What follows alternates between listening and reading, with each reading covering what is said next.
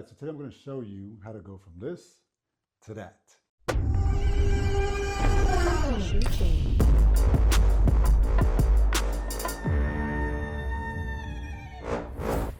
Let's jump right into it. So everything starts with ideation. Sketching first makes everything easy. And you can see after all the sketches, that's the final product right there. So playing with the soles was tough, but I grabbed a shoe that I liked the base of it from top to bottom, took it apart and played with the actual LEDs in the outsoles. The hard part with this was trying to figure out what light system you use is going to actually be sustainable when you walk with them. And it's actually going to be a teal color and not a blue color. A lot of these are a blue color to the eye and not teal. It doesn't go with the Air Mag aesthetic. I played around with a couple of different designs, a couple of different LEDs, and found the right one over here.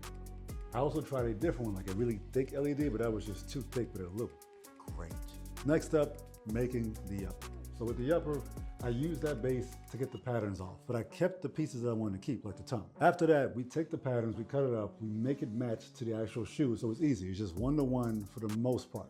This is a quick video of me sewing, just to kind of show y'all like I really do make these things. Now you can see it on the shoe last, starting to come together with the back heel. So even though I got the pattern on, I still needed to figure out how to add the LEDs on the side of the shoe and make them flush, because I wasn't using those bulbous, mini bulbous LED lights. So it took a lot of ingenuity, a lot of figuring it out, and I laid some tape on top of the actual shoe to draw it and keep that same Jordan 1 off-white aesthetic, but add that LED to it. Okay, here comes the hard part, the actual strap on the shoe itself. The strap was tough. Now, throughout all this, I have the wiring going inside the entire shoe, mostly on the lateral, the outside of the shoe, so it doesn't really interrupt too much. So now you can see the shoe starting to come together, and I remade a Nike swoosh that glows in the dark teal as an added bonus. The originals don't, but these do. And now you can see it with the lights on with that glow swoosh. Here you can see is a box right here that kind of shows all my little glows and all that, all teal glow, the swoosh, a couple little things, turn the lights off.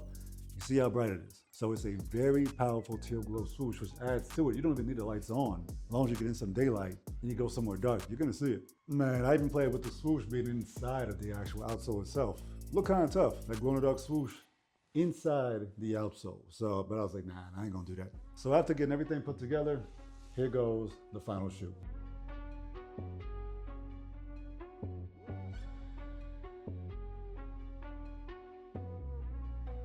Now, this wasn't meant to be a full breakdown of exactly step by step of how I make these shoes. I'm gonna make videos like that later, but this is kind of a light overview of how to make what I make. But if you guys wanna see more of me making these things from beginning to end and really see the step-by-steps, hit me up in the comments. Let me know what you wanna see. What shoe do you wanna see?